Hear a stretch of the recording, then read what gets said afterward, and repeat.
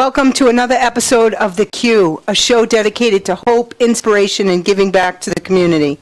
Tonight, my guest in the studio is Kelly Thibeault from the First Congregational Church, and welcome, Kelly. Thank you, Carrie. Thanks for having me. And so, tell us a little bit about some of the upcoming events or things that your church is doing. All right. We do quite a bit with mission at our church. Everything that we do is hands-on, and everyone of all ages get involved. We do a lot of suppers. We have a lot of suppers at our church. Some of it is to raise money actually for our church, just for day-to-day expenses. But a lot of that money also goes to mission. We have a program called Food Forward, and every ticket that's sold at our suppers goes to feed hungry families. And so the tickets that were sold last spring, all of that money went for the Kids Cafe through the Attleboro Area Council of Churches. And all of the money raised this fall will be going to the emergency homeless shelter that's at Faith Alliance Church in Attleboro. So I'd like to thank you for your contribution. Your entire congregation, for that matter, did raise quite a bit of money for the Summer Kids Cafe. And so are you saying that $1 from these tickets actually goes to feed hungry families locally? It does. Okay. It does. Yep. Okay.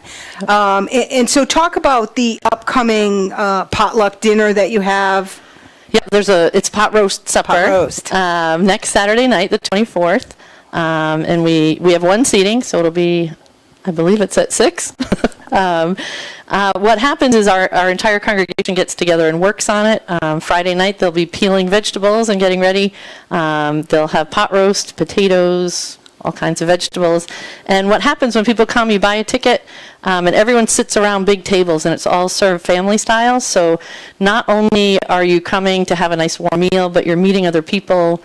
We talk about the mission that the money's going to each night, and that starts conversations around tables. So not only are you being fed, getting some nice warm food in your stomachs, but it's a time of fellowship and just sharing ideas together. And so, Kelly, tell us about some of the local events or the local mission work that your church does, because I was very impressed with some of your out-of-the-box donations and things like that you do. That it just seemed very, very different, and I'm glad to see that it's people coming together, especially to help those locally. Right. Our church doesn't tend to be a church of deep pockets, but we tend to be a church of big hearts and hardworking hands. So my congregation really likes to get their hands into what they're doing. They don't like to just write checks and have the money go away. So we have an out-of-the-box program that is every Sunday throughout the year. And each month we pick a different item that people can't buy with state assistance. And we collect those items for the month, and then we give them to local food pantries in hopes of getting them into the hands that need them. So this month we're collecting socks, men's, women's, and children's socks. Many of those will actually go to the emergency homeless shelter because they're always in need of socks and underwear and T-shirts. So this month is socks. Over the summer, we did collect school supplies, which is a little bit different for us. But those were all brought to the Attleboro and North Attleboro superintendents, and they were handed out to children in the school system that needed supplies. Besides that, we collect shampoo, toothpaste, toothbrushes, paper towels, toilet paper, things like that. How do you get your ideas for these out-of-the-box things? How do you come up with? It started just as a let's try this. People would bring canned goods every Sunday, and we would collect canned goods. And I'm not saying that canned goods aren't important, but it started. We wanted to get more energy in the church, and what we did is we decided the first time that we would collect toilet paper, and we would collect enough to reach the steeple in our church. So we needed to collect. How high is that steeple? We collected over 300 rolls of toilet paper because we could stack it up to the steeple. And again, it made it not only did you feel good about what you were giving, but it added the excitement of we need to meet this goal. We need to, we set goals for ourselves. So. And so let's talk about the church itself and how it's different from a lot of other churches locally. Okay. So who runs the church? We are a congregational church, and we are part of the United Church of Christ. That's our denomination. But the congregational polity means that the church runs by but is run by the congregation itself. So if we need to make any important decisions, the congregation takes a vote of all of its members. But that also means that we need to support ourselves because nobody's supporting us. So part of the fundraising that we do is to keep the heat on and to keep the lights on. I'm a part-time pastor at the church, and we have no other employees. We have a per diem organist on Sunday mornings, but I love it because what happens is the congregation has to come and work together.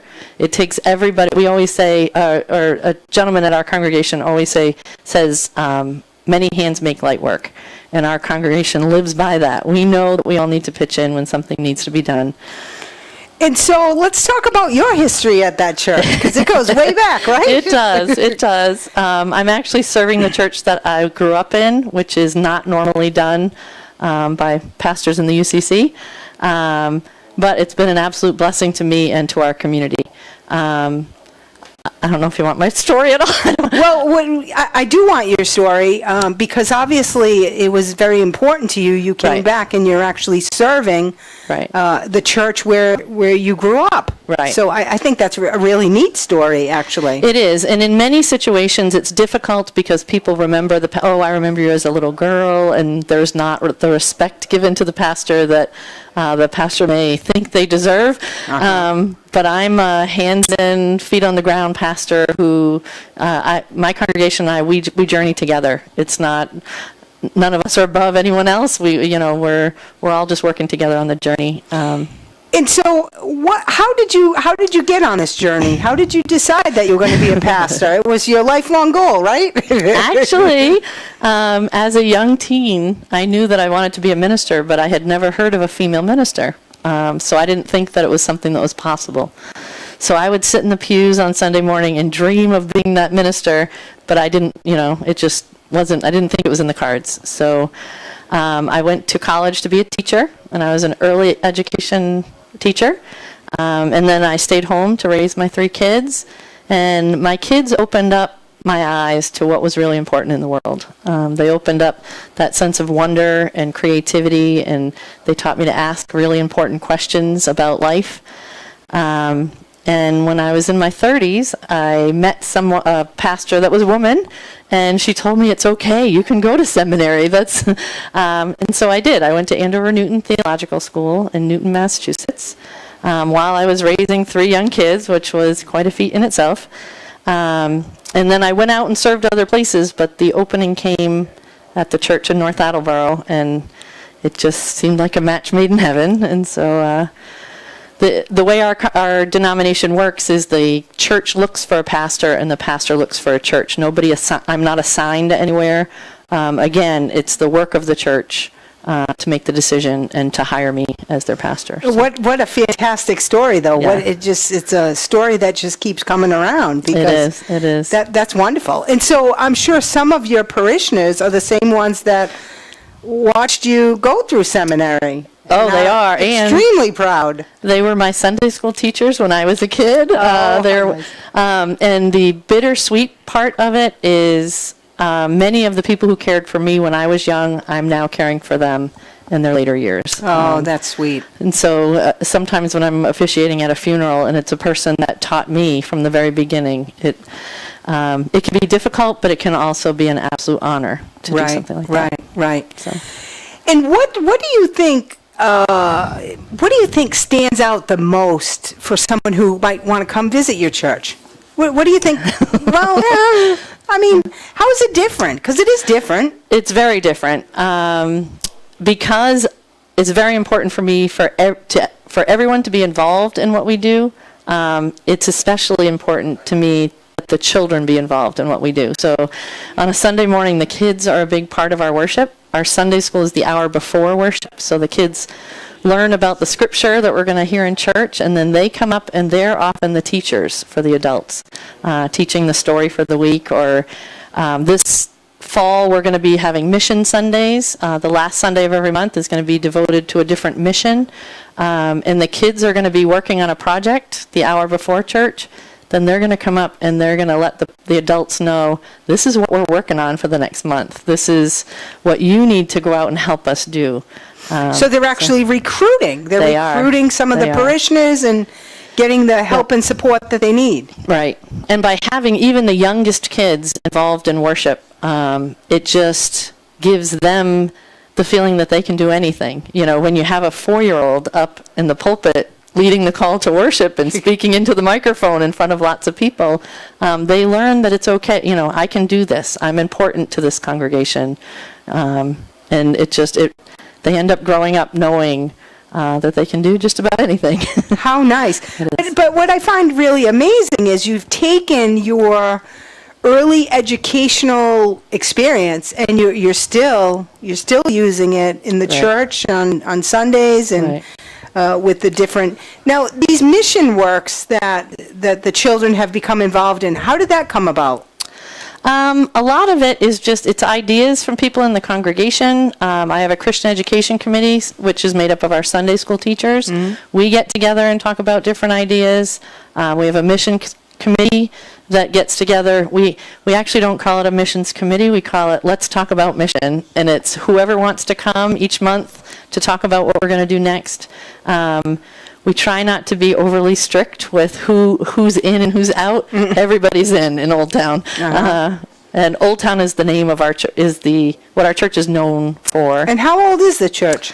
We were established in 1712, so a few years ago we had our 300th anniversary. Wow. The church has changed a lot over the years, believe me, but it's still going strong. And you're a Pokemon stop, right? We are a Pokestop, yes. How did you get to be a Pokestop? I don't know. They signed us up as a Pokestop, but we did have a sign out front saying Pokestop here, and we had quite a few people come by and do whatever you do at a Pokestop. I don't really understand it all. I had to look to my kids for them to tell me that we were a Pokestop. Right. So it's official then. It's It said it official, was yes. a Pokestop, it is. But I even use that to talk to my congregation about, it's not about getting people in our doors, but it's about meeting people where they are. Right. I'm a very strong believer that we don't all have to believe the same thing, but we have to love each other and support each other wherever we are. So would it be fair to say that your congregation is welcoming to any denomination? Absolutely. Okay, so any absolutely. denomination. Any denomination and any person. Most Sunday mornings, the tagline for the UCC, which is our denomination, is wherever you are, whoever you are, and wherever you are on life's journey, you are welcome here. And we live nice. by that. Oh, nice. So, yeah. And it's such a small community, but people seem very connected to each other. They It know, is. you Yeah. know, if someone had missed church last week, or they seem to be very involved in each other's lives and very supportive. Right, which can be a blessing and can also be a curse at times. We have usually between 65 and 85 in worship, and we have about 120 members that are active in the church. Wow. Yep. We're going to go to a break, and we'll be right back with Kelly Thibeault of the First Congregational Church. And you're watching theCUBE.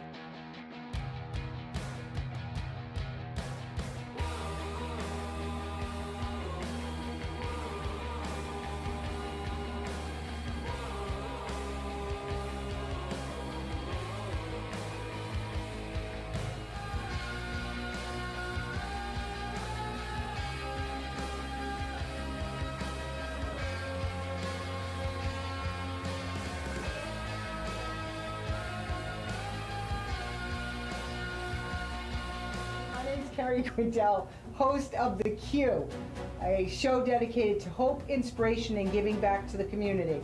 Please tune in live Monday evenings at 7 p.m. You can also watch us on a V-stream at 4dsportstalk.com.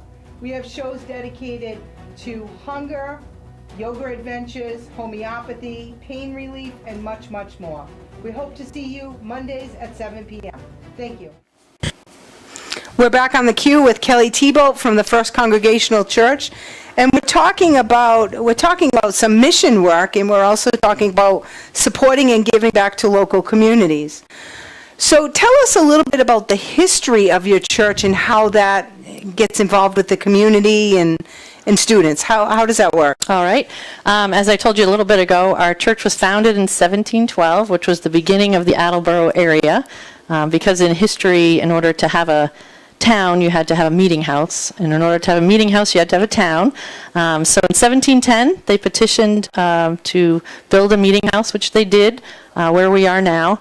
And so we have a very long history that we like to share with the community. So we often have historical tours that we invite people from the community to come. It's free. You just get to come and hear a little bit about how the Attleboro area started. We also, every third grader in the town of North Attleboro, as part of the tour of the town, comes to our church for an hour-long tour. It has nothing to do with faith. It's all to do with the building and the history in the town.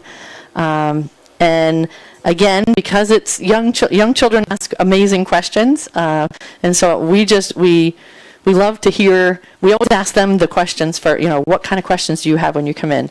Our church is known as the backwards church because when you walk in the front doors, the pews are facing you, where usually when you walk in the doors, the altar is up the opposite side. But that was actually done for safety issues. I was going to say, was that done during that time? It was. Yeah. It was. Back in the 1700s, even though we're in our third building now, each building has been built the same way. As a replica. Right. That's nice. We also have the little doors on the pews, and that was used to keep heat in. People would have foot warmers that they would put down because there was no central heat, and the little doors would help to keep the heat in. Nice. Sometimes they make a racket during worship when the kids play with the doors, but that's okay. Although another mother told me it's easy to keep her preschooler in the pew because you just lock it on the outside and then they can't. There you go, right? How nice. So that's a little bit about the history. So why third graders? Do they have a... North Attleboro just offers a tour of the town for third graders as part of their curriculum, and they go to the town hall and they go to the fire barn, to different historical sites and important sites around town. Nice. And I know with the start of the fall comes the coffee house. Yes. And this was I was very interested to hear about this. So tell us a little bit about the coffee house, who runs it, what does it do? About 12, it sounds like coffee, but it's more it is than coffee, that. but it's more than that. About 12 years ago, we had a group of teenagers at the church that loved to play music. They played the guitar, they sang, and they loved to get their friends together to do the same. And so they talked to the church and they asked if they could use our fellowship hall with the help of the church to start doing some fundraisers. And the very first one was to raise money for the church because the steeple was being taken down and they were getting a new steeple. So that very first coffee house, they raised, I believe it was about $250. Wow. What they do is they charge $5 at the door to get in, and then there's bottomless cup of coffee for $1, and there's all kinds of refreshments that people from the church and people from the coffee house crew make, and it's a free will donation for food. So you can put a penny in the pot and take a cookie, or you can put nothing in and take it. But the kids have learned little by little that free will donation means that you're helping someone else by what you give. And so the kids are very generous in what they give. Now, 12 years later, the coffee house has really grown, and it brings kids from all the local communities, usually high school age kids, but sometimes it's college age kids, and there's people from our congregation, adults from our congregation, and from around the community that come. Again, $5 at the door to get in. Now, is this on Sunday? Is this in conjunction with church, or? It is not. It's on Friday evenings. It's on Friday. And it's in our fellowship hall. The coffee house crew, which is the group that runs the coffee house, is actually made up from kids from the high school. Right now, none of them attend our church, but it's students from the high school and several people from our congregation that work together. Over the past few years, there's been, if there are high school kids, usually they're music or theater kids that are more interested in that kind of thing.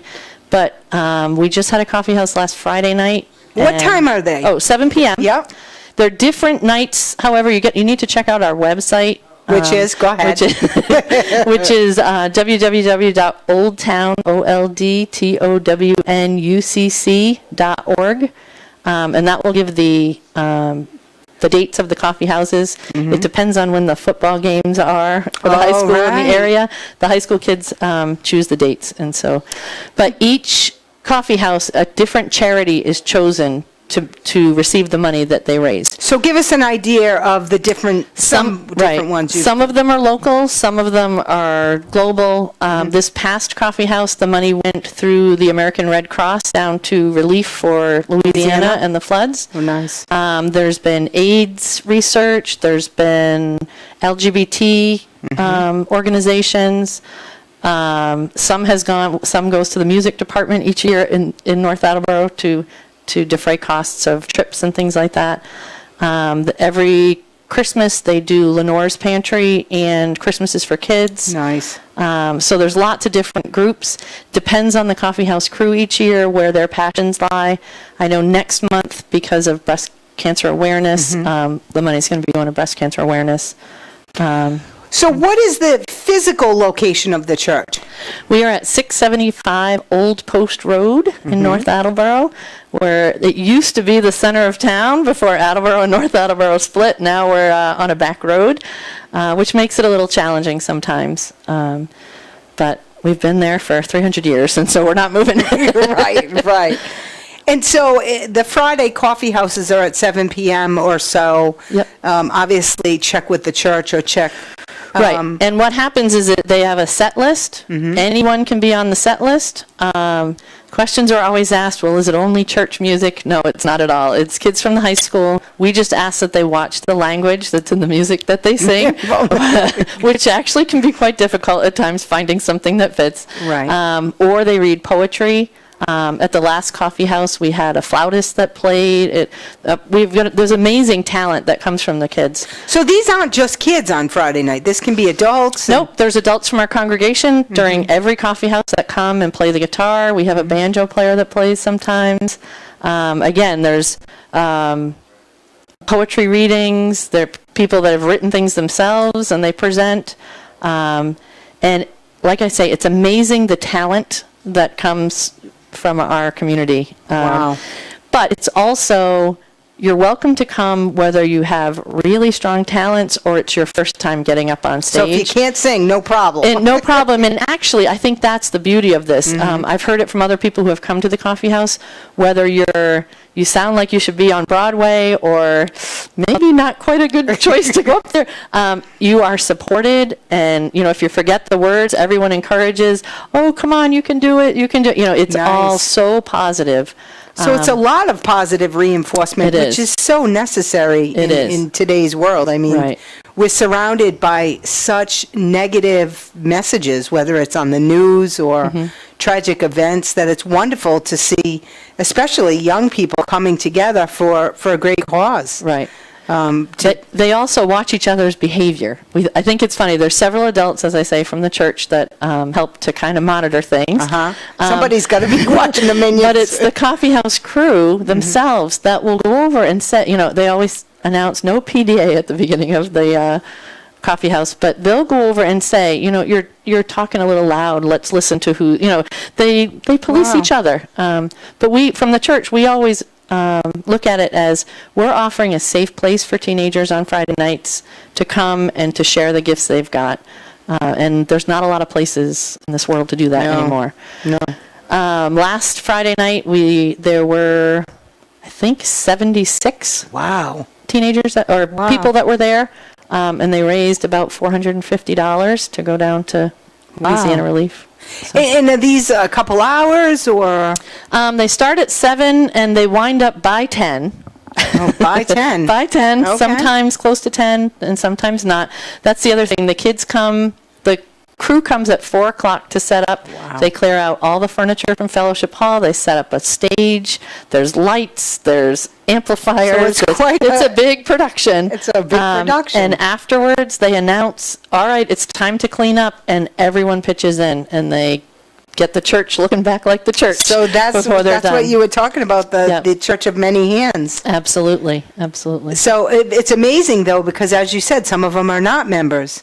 Most of them are not members. Most of them are not. I also find, though, because it's a place of welcome, because the teenagers especially find a place of welcome there, I try to be at every coffee house, and they know that I'm the pastor there.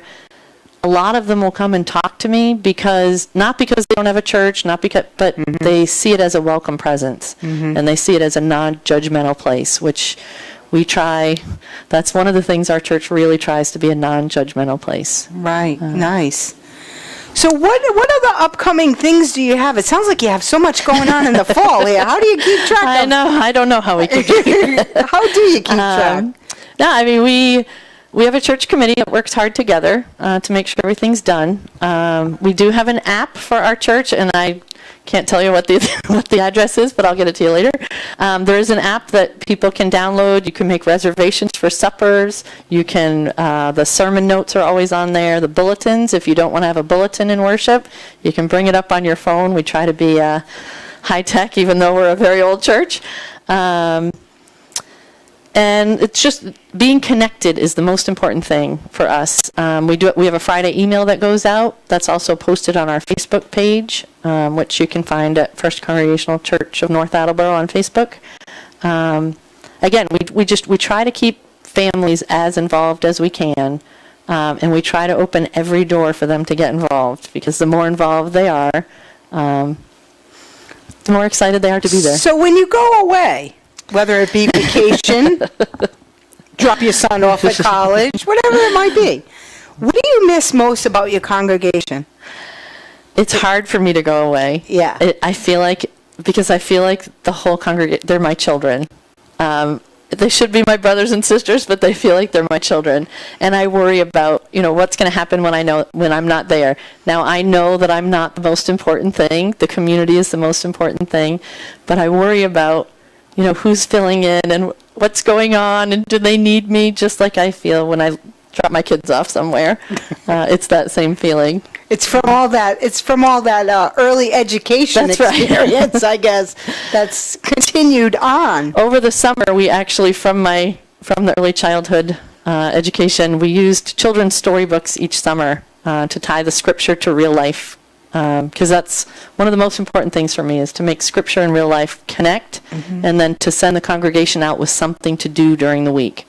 I don't see that our faith is only about Sunday mornings and what we do in church, but it's about what we do out in the world and how we live our lives. So what are some ideas that you give people for what should you do during the week? Or not what should you do? I don't mean should. I'm sorry about that. But I mean, Can you? What can you? What might make it nicer, for your week? A lot of it is decision making. It's about thinking about the choices that we make, not only how do they affect us, but how do they affect others around us. I try each week to just give, to bring positive energy. The world that we live in right now, we're so surrounded by negativity that Right. On Sunday mornings I try to remind people what's positive. Where do we find joy in our life, and how do we choose that joy? Because we need to choose it. And that brings me to another point, which is the recognition of joys and concerns. Oh, yes. Joys, concerns, and blessings of birthdays and anniversaries. Yeah. So tell us a little bit about some of that you do in the church. Again, it's very, I don't want to say non-traditional, because that's not the right word for it, but it's very homey. It's very... As I said to the congregation this week, this isn't a normal church, and I'm not a normal pastor. And so if that's what you're looking for, that's not what you'll find with us. As part of our prayer time, I come down out of the pulpit and I ask the congregation, what joys do we have to share? And what that does is it invites the community to come together really as a family, because we share in each other's joys. And if someone has a concern, it's a concern for all of us. So some weeks it gets a little out of hand and it goes a little long, but we know what's happening in the lives of each other. I really worried in the beginning that would become a gossip time, but because it's done during worship, it really doesn't. It just becomes a way to strengthen our family. And then birthdays and anniversaries, I always ask if there's a birthday or anniversary, and I never force people, but they're invited to come forward for a blessing. And I hear from people, I couldn't wait for the church this Sunday because it was my birthday, and they get Nice. excited about coming forward. Nice. Yeah. We're going to take a break. This is The Q, and we're here with Kelly Thibeault of First Congregational Church. Good evening. evening. My name is Carrie Quindell, host of The Q, a show dedicated to hope, inspiration, and giving back to the community. Please tune in live Monday evenings at 7 p.m. You can also watch us on a V-stream at 4dsportstalk.com. We have shows dedicated to hunger, yoga adventures, homeopathy, pain relief, and much, much more. We hope to see you Mondays at 7 p.m. Thank you.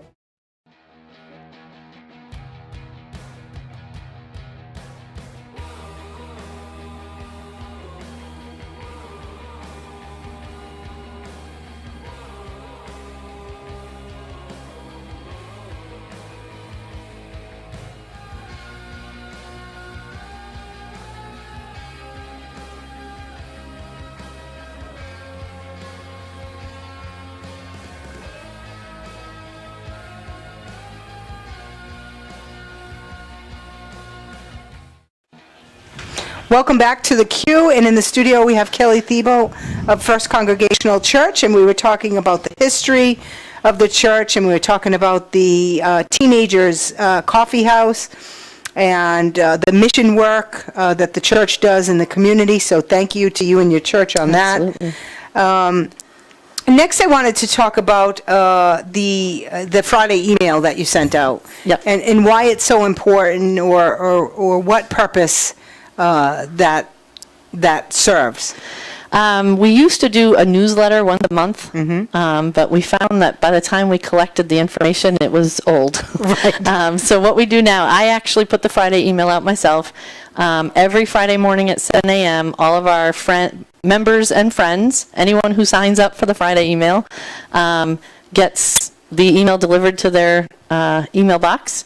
And it tells what we're doing in church on Sunday, what events are happening around the church, who's on our prayer list, what's the scripture going to be for Sunday, different ways that you can get involved, not only at our church, but also if there's something happening in the community that we want to share that information. So it's quite a bit that comes out. There's also the weekly thank you, and so people come in to see, am I being thanked this week? But that is also put on our Facebook page, so anybody can read it through our Facebook page, or you can email the church through our website to also get put on that. So what do you find, I mean, how do you find that you're able to keep track of all the news? I mean, you have social technology, you have the app, you have the emails going out, but how do you have enough time to do all this? Great question. I don't know. No, I don't do it alone. There's a lot of people in the congregation that help. There's a gentleman that is in charge of our app and our website, so I get information to him. He'll watch our church calendar and he'll add things. You know, there's people all over that are picking up. I even have an elderly lady. She'll probably get upset at me calling her elderly, but an elderly lady that comes on Thursday morning to fold bulletins for Sunday. Oh, nice. So everyone has their own jobs, and we all work together, and it all comes together. Along with the Friday email, we also use that to send information out if there's someone in the hospital. We send a separate, with their permission, of course. Right. We can talk to our community that way. And then during Advent, the 4 weeks before Christmas, and during Lent. I thought all year's Christmas for you. I know, we celebrate Christmas in July. And during Lent, just before Easter, I send out a daily devotional. So each morning you get a devotional, a little scripture reading, a little something to think about during the day. And it's just a very short, quick, positive thought for your day, just to get you moving. And we actually have other churches that have asked us if they can add their lists to our devotional, so I know it goes out a lot of places. Oh, so it's going everywhere. Yeah, but it's just that nice reminder each morning about how am I going to look at the day? How are you going to start the day? Yeah, how do I start the day? What positive, what's something positive that I can do today?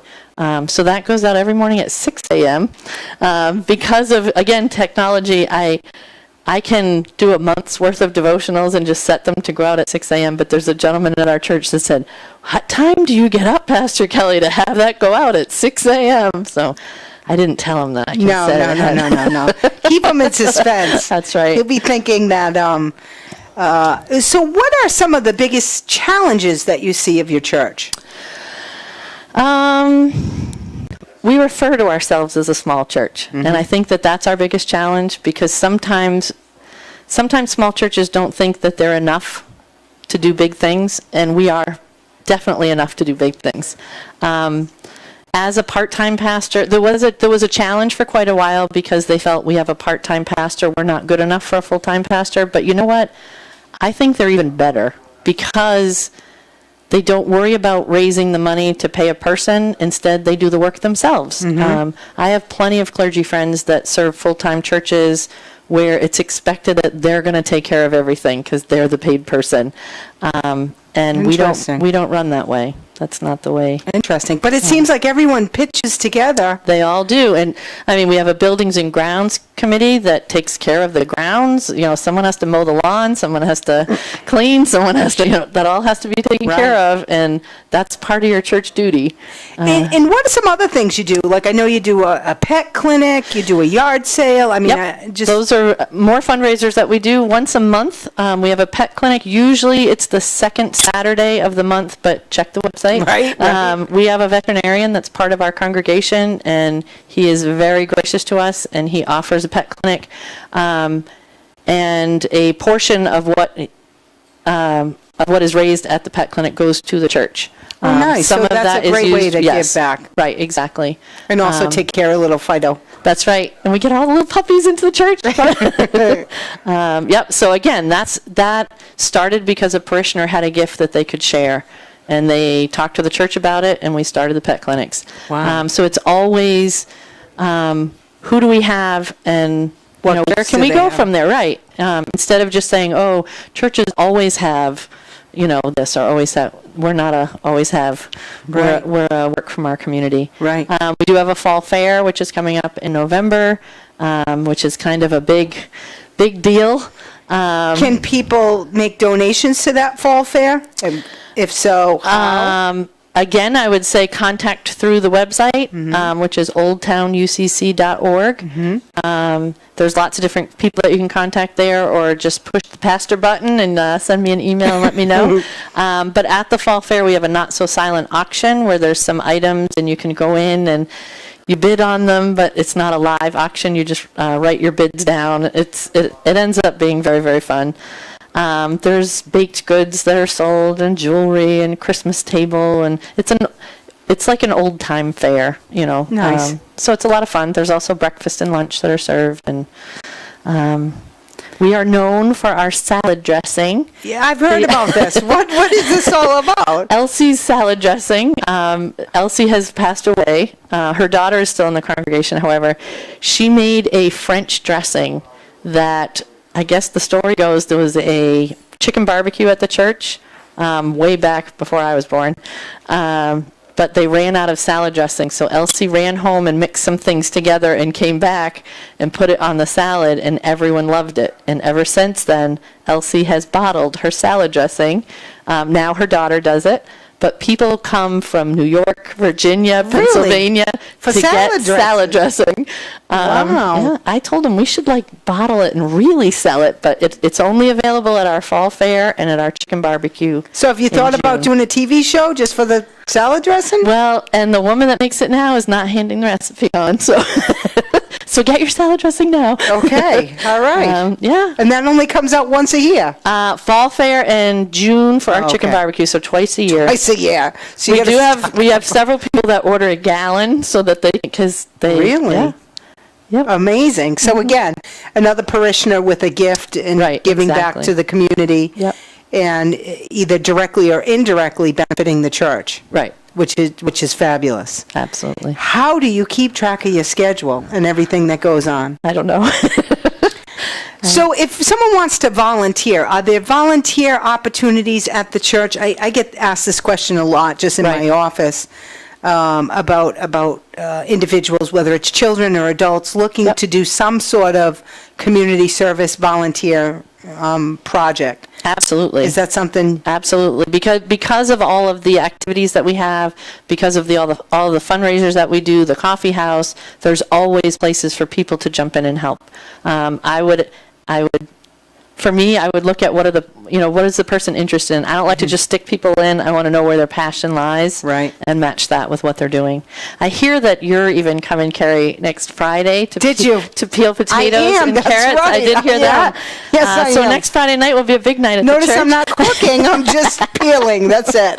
But there's lots of jobs for everyone to do, and that's how we get it done, by everybody pitching in.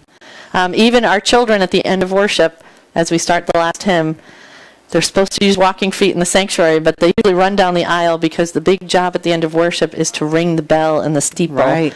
And so, How high up is that steeple? 320 rolls of toilet paper, whatever that is. I don't know. I don't know what the height of it is, but it's pretty high. It's a few. And they don't go all the way up into the steeple. The rope comes down. When we put the new steeple on, we brought the rope down. So that they into can a be rope. supervised. But they ride the rope like they did in the olden days. Really? You pull the rope because the bell's over 1,000 pounds. Wow. So when you pull the rope, you hold onto it and it picks you right up. Holy moly. You'll have to do it. I'll bring you up there. I don't know. So again, just for some of our listeners, the address of the church again is 675 Old Post Road in North Attleboro. And the phone number there is 508-695-1713. And any volunteers, they should say that Kelly sent them. And Absolutely. I'm the one that answers the phone. So. Oh, good. There you go. Right.